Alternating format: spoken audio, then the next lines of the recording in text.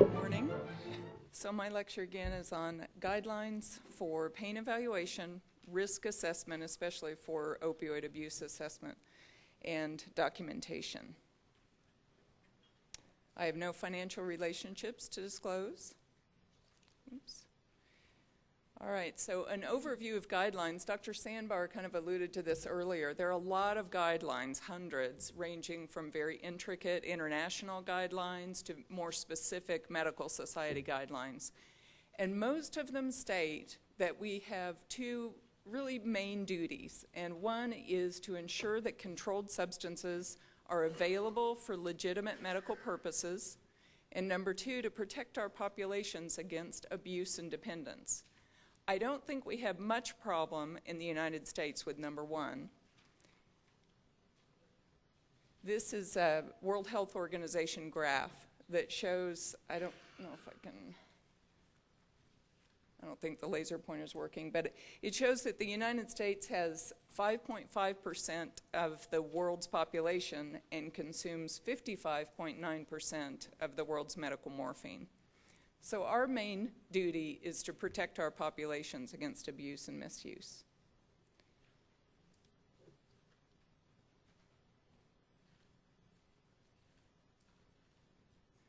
So for this lecture, I used two main guidelines to put this lecture together. The first is a joint venture between the American Pain Society and the American Academy of Pain Medicine.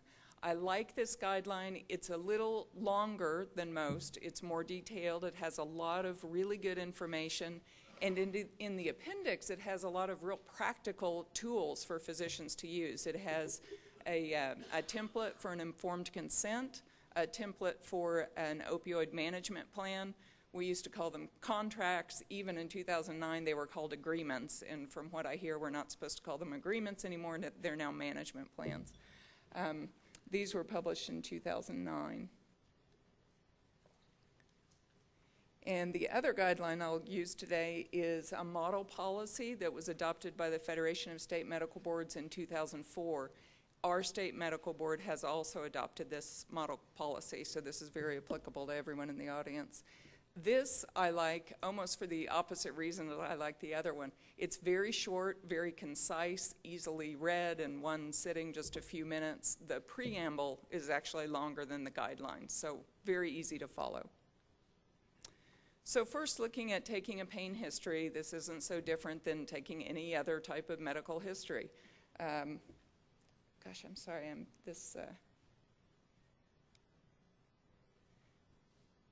you want to pay, all right, you want to look at the development and timing of the problem. So an acute pain problem, you might gear your treatment more towards trying to treat the underlying cause of the pain, whereas a chronic pain problem, you want to put together a chronic pain management plan. You want to look at the intensity of pain. This is something we can track through time and see if any of our interventions are actually helping. You want to look at the character, evolution, associated symptoms, all these things that can give you clues as to what's actually going on and help you treat the underlying cause. The last bullet point there on previous treatments, I used that before I even knew it was part of the guidelines. I think it's very practical. These pain patients a lot of times have gone a lot of places, tried a lot of things. I keep what I call a failures list, and sometimes it gets to be 20, 30, 40 different failures long. So if I'm thinking, you know, what happened when we tried gabapentin? I can look back on my failures list, oh yeah, it caused some dysphoria or dizziness or whatever. Also, in practical terms, these days with insurance companies denying just about anything we want to do, it's kind of nice to have the failures list so it makes those appeal letters a little easier to write.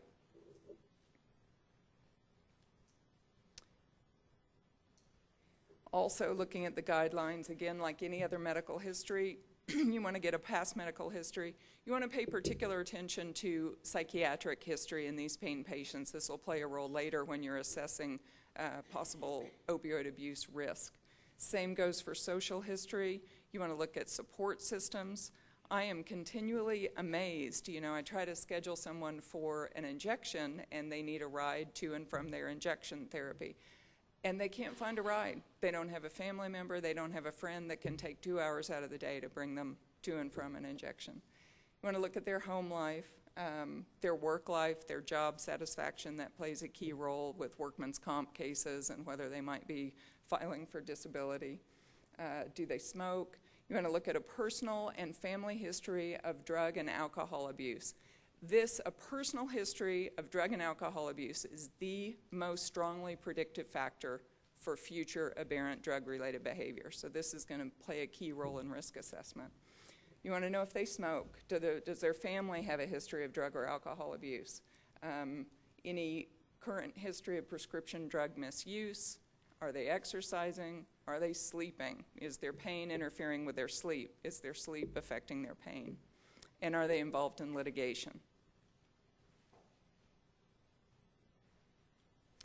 And last part of the history guidelines, you want to do a complete medical records review, obviously looking at diagnostic tests, anything that might help you actually figure out what's going on and be able to treat the underlying cause. Physical exam guidelines. The guidelines are pretty vague on this. Most of them just say do a physical exam. Some of them will say do a more detailed neurologic and musculoskeletal exam.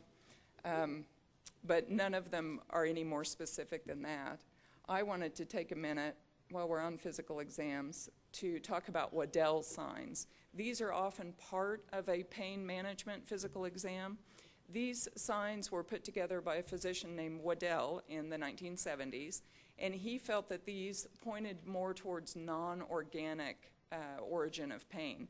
And for those of you in the audience that don't know what these are, there's 5 different signs, and they're things like the superficial sensitivity. So, you know, when we do an exam, we're palpating the patient and trying to figure out where the maximum point of tenderness is. And with these Waddell signs, you know, there are some patients that hurt everywhere you touch them. They moan and groan and jump and cry, and you just can't figure out anything. They tend to overreact. A lot of times they have this give-way weakness that's not a typical motor deficit weakness. And so over the years, these signs started to be used as an indicator of malingering or secondary gain. In 1998, Waddell came out and said he didn't think that was appropriate, that even though it might be an indicator of non-organic pain, he really didn't think it was a sign of malingering. And they've done a lot of studies since then that have confirmed that there really isn't an association between high Waddell signs and malingering. So those probably shouldn't be used for that purpose anymore. One of the more recent studies I thought was really interesting. This study took patients and put them into 2 groups. Several groups, but they put two through an MRI scanner. One group scored very high on Waddell signs. So they had 4 or 5 positive signs out of 5 possible. The other group had low scores, either 0 to 1 out of 5 possible Waddell signs. Then they subjected them to this intense tactile stimulation, which was basically like an MRI-compatible TENS unit. And they cranked that TENS unit up just shy of pain. So it was intense, but the patients didn't say it was actually painful. They put them through the functional MRI, and the normal patients, the ones that scored low on the Waddell signs, they had more activation of the normal parts of their brain that are involved in sensory processing than the Waddell signs high. So these Waddell signs high scorers probably just aren't processing the sensory input. They may actually be feeling more pain. It might be, you know, some psychological overlay. It might still be kind of non-organic origin, but probably not the malingering. And last point on evaluation of pain, obviously, if appropriate diagnostic tests haven't already been ordered, go ahead and order them. Those might be imaging studies. They might be diagnostic blocks. Then moving on to assessment, looking at risks and benefits of opioid therapy. With any medication we prescribe, we always have to weigh benefits versus risks. With opioids, we kind of have a 3rd tier to worry about, and that 3rd tier is the risk of substance abuse, misuse, addiction, and diversion. So first, looking at assessment of benefit, one of the questions we need to ask is, could this pain condition be more effectively treated with a non-opioid? So if someone shows up to your office with trigeminal neuralgia and they haven't been tried on any medications yet, you probably wouldn't grab an opioid first, maybe an anti-seizure medication. When I was in training, I was taught that neuropathic pain did not respond to narcotics. I thought it was kind of interesting that APS guidelines state that they think neuropathic and nociceptive pain respond equally well to narcotics. I think the truth is probably somewhere in between. Neuropathic pain, I think, does respond to narcotics, maybe not quite as well as nociceptive pain. So what type of patient benefits most from opioid therapy? Usually they have moderate to severe pain and they failed other non-opioid therapies.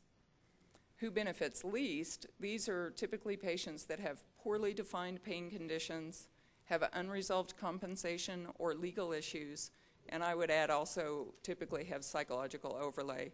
And these are the patients really that respond poorly to almost anything we do, whether it's medication management or injections or surgery.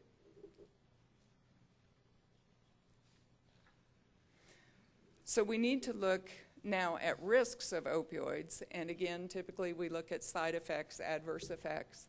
This first slide shows some of the more common, well-known side effects of opioids, things like respiratory depression, sedation, and cognitive impairment. A lot of these things after an adjustment period, the patient will typically kind of get over.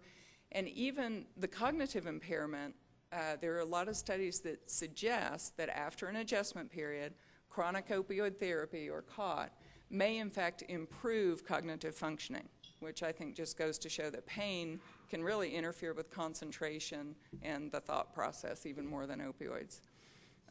Driving is kind of in the same category. Your driving doesn't improve on opioid therapy, but after an adjustment period, typically the driving reflexes that are slowed at the beginning are no longer slowed. And so generally people think that it is safe to drive on chronic opioid therapy as long as the patient does not feel sedated.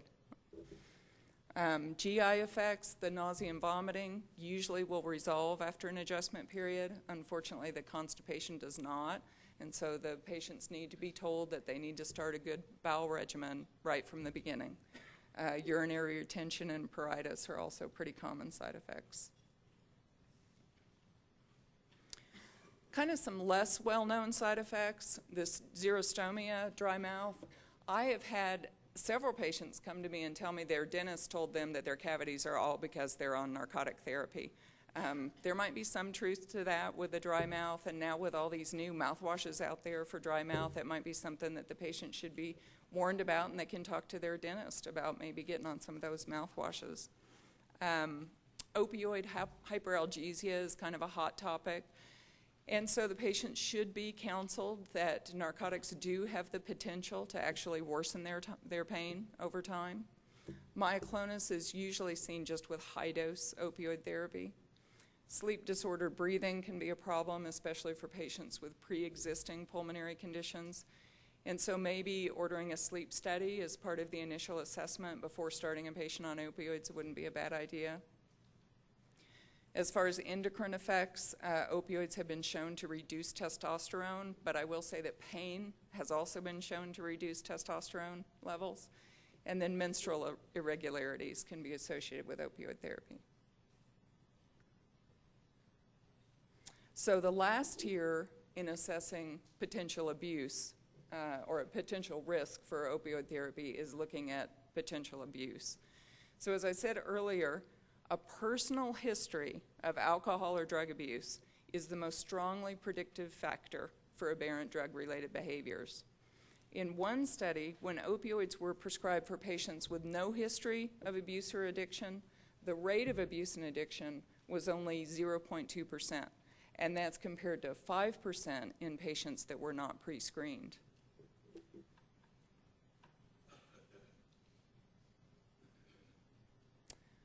Other factors to look at, a family history of alcohol or drug abuse, that's probably the second most predictive factor.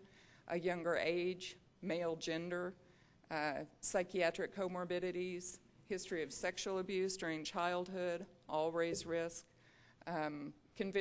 conviction for driving under the influence, history of lost or stolen prescriptions, and using supplemental sources to obtain opioids. I think all those kind of go back towards just the history of personal abuse.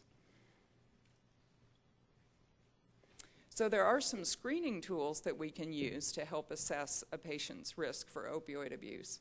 And as I said, a lot of these are available in those APS guidelines. Unfortunately, none of these screening tools are lie detectors.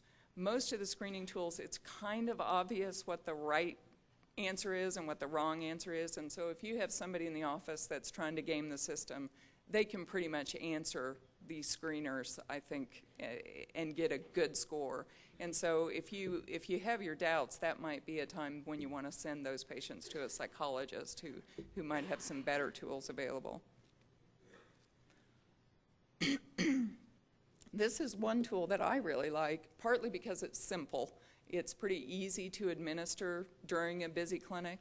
It has only 5 questions with some subcategories.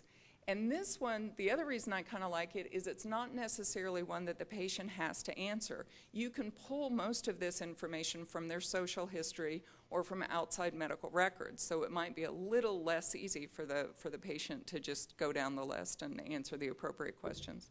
If you do want to give them the questionnaire, it looks just like this without the little grading score out to the side. But the questions on here are things like family history of substance abuse, personal history of substance abuse, and then the subcategories are which kind of substance, alcohol, illegal drugs, that type of thing. Then their age, history of pre-adolescent sexual abuse, and psychological disease. Another of the screening tools, this one might be a little more well-known, is SOAP, the Screener and Opioid Assessment for Patients with Pain. This is 24 questions, so it's a little more detailed. Only 14 of them are scored. And these questions are things like, how often do you feel that your pain is out of control? How often do you have mood swings? And this last one that I've included isn't so much a screening tool, it's one of the few tools available that you can use while the patient's on opioid therapy, which is kind of nice. It has 17 questions, and all of them start with, in the past 30 days. So in the past 30 days, how often have you visited the ER? In the past 30 days, how often have you used your prescriptions in a manner that was not directed by your physician? Things like that. And so last slide goes over the documentation guidelines. This is pulled directly out of that Federation of State Medical Board policy that's also our state medical board policy. So you should do pretty much everything I've kind of gone over this morning. Document medical history and physical exam, diagnostic, therapeutic, and laboratory results, any evaluations and consultations, treatment objectives, that you have discussed risks and benefits with the patient and you need to get an informed consent for opioid therapy. What treatments have they tried? What medications are you prescribing? And especially with controlled substances, you need to document the date, type, dosage, and quantity prescribed, instructions and agreements, and periodic reviews. And my very last slide, I'll just plug the most recent issue of our State Medical Board's newsletter. They had a very nice article in there about prescription drug abuse. Thank you.